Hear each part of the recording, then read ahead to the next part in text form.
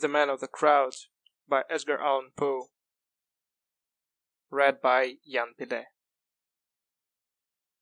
C'est grand malheur de ne pouvoir être seul. La prière. It was well said of a certain German book that erlass sich nicht lesen doesn't permit itself to be read. There are some secrets which do not permit themselves to be told. Men die nightly in their beds, reading the hands of ghostly confessors, and looking them piteously in the eyes. Die with despair of heart and convulsion of throat, on account of the hideousness of mysteries which will not suffer themselves to be revealed. Now and then, alas, the conscience of man takes up a burden so heavy in horror that it can be thrown down only into the grave. Thus the essence of all crime is undivulged. Not long ago, about the closing in of an evening in autumn, I sat at the large bow window of the D Coffee House in London. For some months I had been ill in health, but was now convalescent, and with returning strength found myself in one of those happy moods which are so precisely the converse of ennui moods, of the keenest appetency, when the film from the mental vision departs oculus asprine pene, and the intellect, electrified, surpasses as greatly its everyday condition as does the vivid yet candid reason of Leibniz, and the mad and flimsy rhetoric of Gorgias. Merely to breathe was enjoyment, and I derived positive pleasure even from many of the legitimate sources of pain. I felt a calm but inquisitive interest in everything. With a cigar in my mouth and a newspaper in my lap, I had been amusing myself for the greater part of the afternoon, now in poring over advertisements, now in observing the promiscuous company in the room, and now in peering through the smoky panes into the street. This latter is one of the principal thoroughfares of the city, and had been very much crowded during the whole day, but as the darkness came on, the throng momently increased, and, by the time the lamps were well lighted, two dense and continuous tides of population were rushing past the door. At this particular period of the evening, I had never before been in a similar situation, and the tumultuous sea of human heads filled me, therefore, with a delicious novelty of emotion. I gave up, at length, all care of things within the hotel, and became absorbed in contemplation of the scene without. At first my observations took an abstract and generalizing turn. I looked at the passengers in masses, and thought of them in their aggregate relations. Soon, however, I descended to details, and regarded with minute interest the innumerable varieties of figure, dress, air, gait, visage, and expression of countenance. By far the greater number of those who went by had a satisfied businesslike demeanor, and seemed to be thinking only of making their way through the press. Their brows were knit, and their eyes rolled quickly. When pushed against by fellow wayfarers, they evinced no symptom of impatience, but adjusted their clothes and hurried on. Others, still a numerous class, were restless in their movements, had flushed faces, and talked and gesticulated to themselves, as if feeling in solitude on account of the very denseness of the company around. When impeded in their progress, these people suddenly ceased muttering, but redoubled their gesticulations, and awaited with an absent and overdone smile upon their lips the course of the persons impeding them. If jostled, they bowed profusely to the jostlers, and appeared overwhelmed with confusion. There was nothing very distinctive about these two large classes beyond what I have noted. Their habiliments belonged to that order which is pointedly termed the decent. They were undoubtedly noblemen, merchants, attorneys, tradesmen, stock jobbers, the hypocrites, and the commonplaces of society, men of leisure, and men actively engaged in affairs of their own, conducting business upon their own responsibility. They did not greatly excite my attention. The tribe of clerks was an obvious one, and here I discerned two remarkable divisions.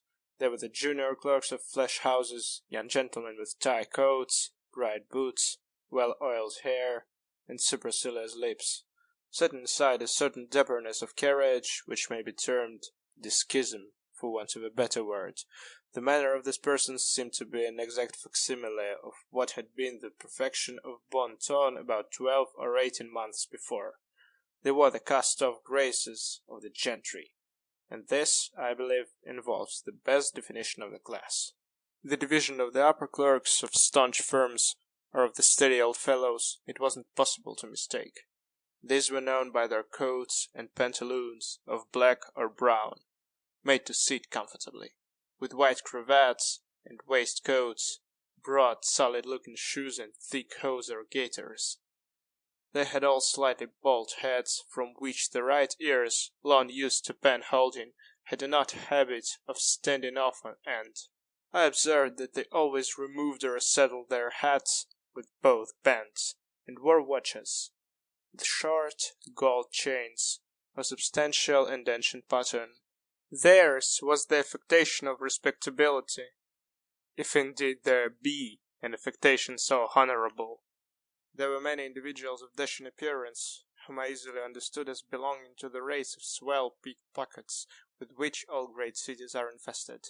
I watched these gentry with much inquisitiveness, and found it difficult to imagine how they should ever be mistaken for gentlemen by gentlemen themselves. Their voluminousness of wristband, with an air of excessive frankness, should betray them at once. The gamblers, of whom I descried not a few, were still more easily recognizable. They wore every variety of dress, from that of the desperate thimble-rigged bully with velvet waistcoat, fancy neckerchief, gilt chains, and filigreed buttons, to that of the scrupulously inornate clergyman, than which nothing could be less liable to suspicion. Still all were distinguished by a certain sodden swarthiness of complexion, filmy dimness of eye, and pallor and compression of lip.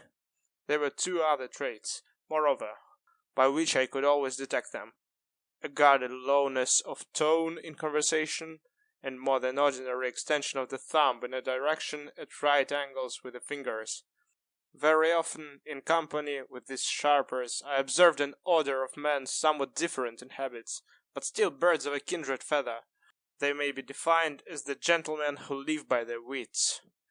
They seem to prey upon the public in two battalions, that of the dandies and that of the military men. Of the first grade, the leading features are long locks and smiles; of the second, frogged coats and frowns. Descending in the scale of what is termed gentility, I found darker and deeper themes for speculation. I saw Jew peddlers with hawk eyes flashing from countenances whose every other feature wore only an expression of abject humility; sturdy professional street beggars scowling upon mendicants of a better stamp, whom despair alone had driven forth into the night for charity; feeble and ghastly invalids upon whom death had placed a sure hand, and who sidled and tottered through the mob, looking everyone beseechingly in the face, as if in search of some chance consolation, some lost hope. Modest young girls, returning from long and late labor to cheerless home, and shrinking more tearfully than indignantly from the glances of ruffians, whose direct contact even could not be avoided. Women of the town, of all kinds and of all ages, the unequivocal beauty in the prime of her womanhood, putting one in mind of the statue in Lucian, with the surface of Parian marble, and the interior filled with filth; the loathsome and utterly lost leper in rags; the wrinkled, bejewelled, and paint-begrimed beldam, making a last effort at youth; the mere child of immature form, yet from long association, and adept in the dreadful coquetries of her trade, and burning with a rabid ambition to be ranked the equal of her elders in vice; drunkards, innumerable and indescribable; some in shreds and patches, reeling, inarticulate, with bruised visage and lack-lustre eyes; some in whole, although filthy garments, with a slightly unsteady swagger, thick sensual lips, and hearty-looking rubicund faces; others clothed in materials which had once been good, and which even now were scrupulously well brushed; men who walked with a more than naturally firm and springy step, but whose countenances were fearfully pale, whose eyes hideously wild and red, and who clutched with quivering fingers, as they strode through the crowd, at every object which came within their reach. Beside these piemen, porters, coal heavers, sweeps, organ grinders, monkey exhibitors, and ballad mongers, those who vended with those who sang, ragged artisans, and exhausted laborers of every description. and all full of a noisy and inordinate vivacity, which jarred discordantly upon the ear, and gave an aching sensation to the eye. As the night deepened, so deepened to me the interest of the scene, for not only did the general character of the crowd materially alter, its gentler features retiring in the gradual withdrawal of the more orderly portion of the people, and its harsher ones coming out into bolder relief, as the late hour brought forth every species of infamy from its den. But the rays of the gas lamps, feeble at first in their struggle with the dying day, had now at length gained ascendancy, and threw over everything a fitful and garish lustre. All was dark, yet splendid, as that ebony to which has been likened the style of Tertullian.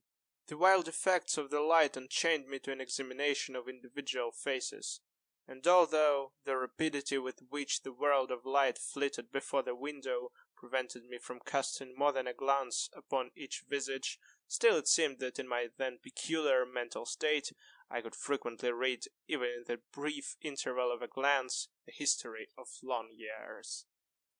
With my brow to the glass I was thus occupied in scrutinizing the mob, when suddenly there came into view a countenance, that of a decrepit old man, some 65 or 70 years of age. A countenance which at once arrested and absorbed my whole attention, on account of that absolute idiosyncrasy of its expression. Anything even remotely resembling that expression I had never seen before. I well remember that my first thought, upon beholding it, was that wretch, had he viewed it, would have greatly preferred it to his own pictorial incarnations of the fiend. As I endeavored, during the brief minute of my original survey, to form some analysis of the meaning conveyed, there arose confusedly and paradoxically within my mind the ideas of vast mental power, of caution, of penuriousness, of avarice, of coolness, of malice, of bloodthirstiness, of triumph, of merriment, of excessive terror, of intense, of supreme despair. I felt singularly aroused, startled, fascinated. How wild a history, I said to myself, is written within that bosom. Then came a craving desire to keep the man in view, to know more of him. Hurriedly putting on an overcoat, and seizing my hat and cane, I made my way into the street, and pushed through the crowd in the direction which I had seen him take, for he had already disappeared. With some difficulty I at length came within sight of him, approached, and followed him closely, yet cautiously, so as not to attract his attention. I had now a good opportunity of examining his person. He was short in stature, very thin, and apparently very feeble. His clothes generally were filthy and ragged, but as he came now and then within the strong glare of a lamp, I perceived that his linen, although dirty, was of a beautiful texture, and my vision deceived me, or through a rent in a closely buttoned and evidently second-handed roquelaire which enveloped him, I caught a glimpse both of a diamond and of a dagger. These observations heightened my curiosity, and I resolved to follow the stranger whithersoever he should go. It was now fully nightfall, and a thick, humid fog hung over the city, soon ending in a settled and heavy rain. This change of weather had an odd effect upon the crowd, the whole of which was at once put into new commotion, and overshadowed by a world of umbrellas. The waver, the jostle, and the hum increased in a tenfold degree. For my own part, I didn't much regard the rain, the lurking of an old fever in my system rendering the moisture somewhat too dangerously pleasant. Tying a handkerchief about my mouth, I kept on. For half an hour the old man held his way with difficulty along the great thoroughfare, and I here walked close at his elbow through fear of losing sight of him. Never once turning his head to look back, he didn't observe me. By and by he passed into a cross street, which, although densely filled with people, wasn't quite so much thronged as the main one he had quitted. Here a change in his demeanor became evident. He walked more slowly, and with less object than before, more hesitatingly. He crossed and recrossed the way repeatedly, without apparent aim, and the press was still so thick that at every such movement I was obliged to follow him closely. The street was a narrow and long one, and his course lay within it for nearly an hour, during which the passengers had gradually diminished to about that number which is ordinarily seen at noon in Broadway near the Park. So vast a difference is there between a London populace and that of the most frequented American city. A second turn brought us into a square, brilliantly lighted and overflowing with life. The old manner of the stranger reappeared. His chin fell upon his breast, while his eyes rolled wildly from under his neat brows in every direction upon those who hemmed him in. He urged his way steadily and perseveringly. I was surprised, however, to find, upon his having made the circuit of the square, that he turned and retraced his steps. Still more was I astonished to see him repeat the same walk several times, once nearly detecting me as he came round with sudden movement. In this exercise he spent another hour, at the end of which we met with far less interruption from passengers than at first. The rain fell fast, the air grew cool, and the people were retiring to their homes. With a gesture of impatience the wanderer passed into a by-street comparatively deserted. Down this, some quarter of a mile long, he rushed with an activity I couldn't have dreamed of seeing in one so aged, and which put me to much trouble in pursuit.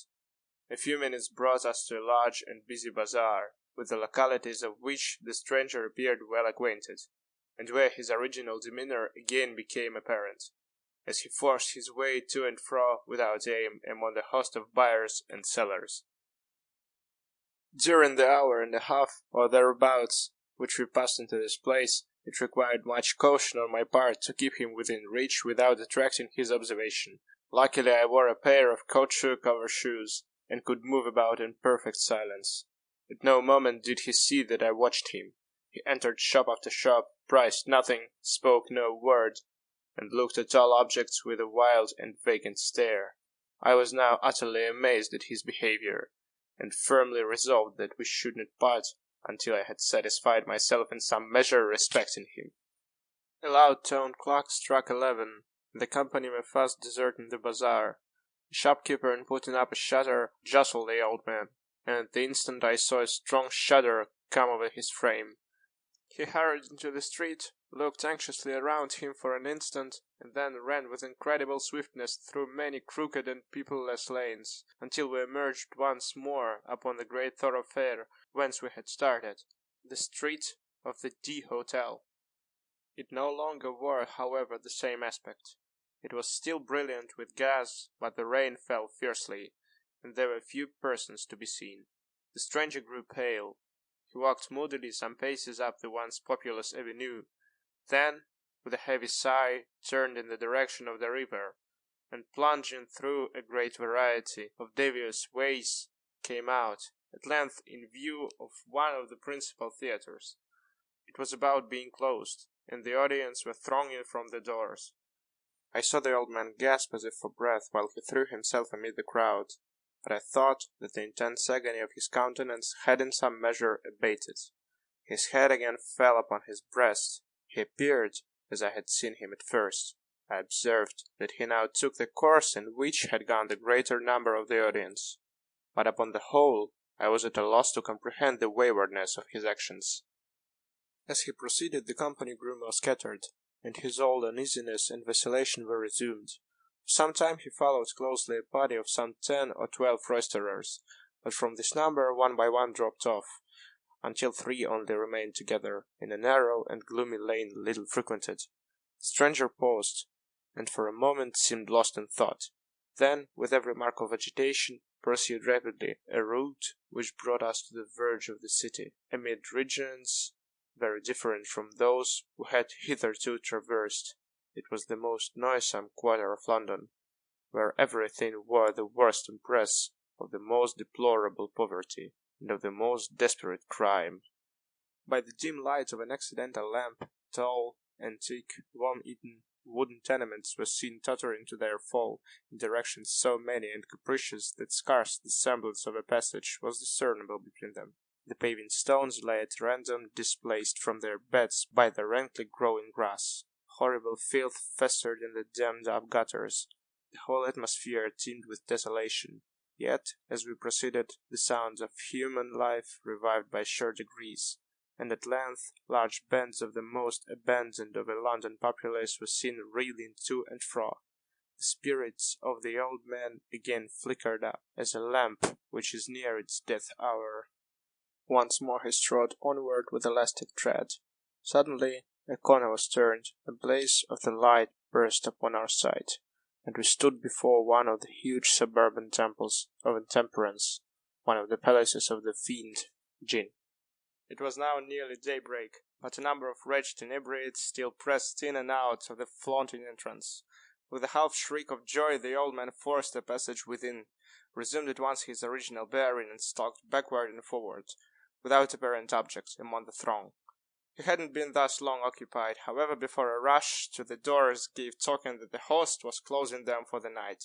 It was something even more intense than despair that I then observed upon the countenance of the singular being whom I had watched so pertinaciously. Yet he didn't hesitate in his career, but with a mad energy retraced his steps at once to the heart of the mighty London.